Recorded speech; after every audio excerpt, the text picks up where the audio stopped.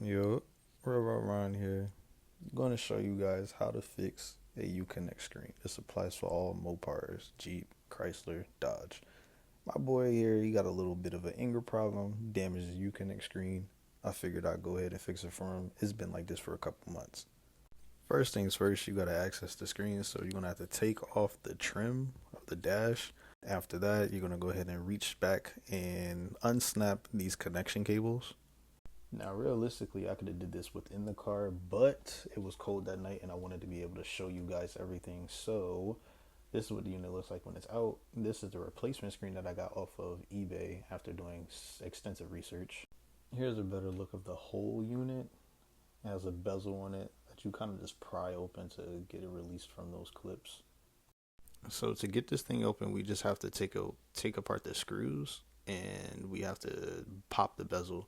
And what I used to do that was this iFix kit that I got like years ago, because I just do a bunch of IT stuff and rebuild computers, etc. And this is just no different. So I use it to pry off the bezel first. And here is where you can see that nasty like goo. It's just adhesive, but it's just really badly done. And because of how hot a Dodge runs, it essentially will start to melt. And you'll need to replace your screen at some point in time just from that alone. Next, we get into removing the screws that I mentioned before. Real simple task, just taking out screws. So it is 6 screws, and what you want to do after removing those screws is just be careful of lifting the unit. We do have to flip it to the other side. We don't want that screen to just fall out. Also, the bezel is still being held on with a connection line. So you just gotta be mindful of that.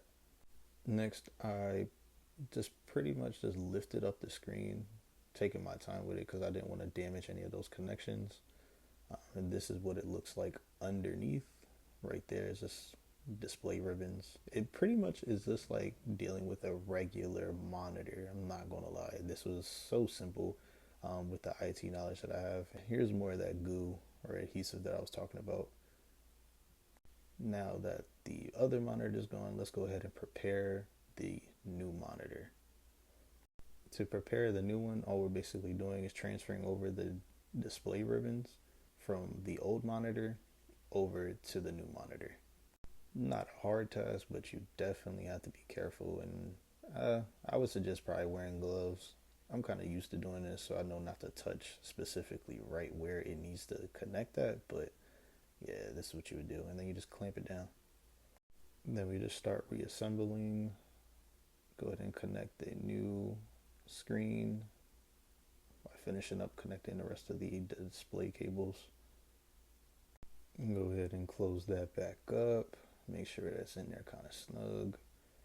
And then we're just going to lay that bezel back on. As you can see, I didn't add any more adhesive because you just don't need it.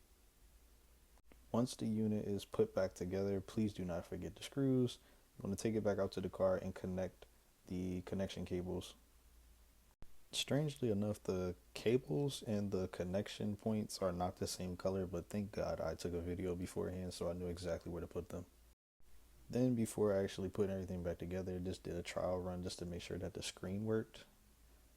As you can see, it did.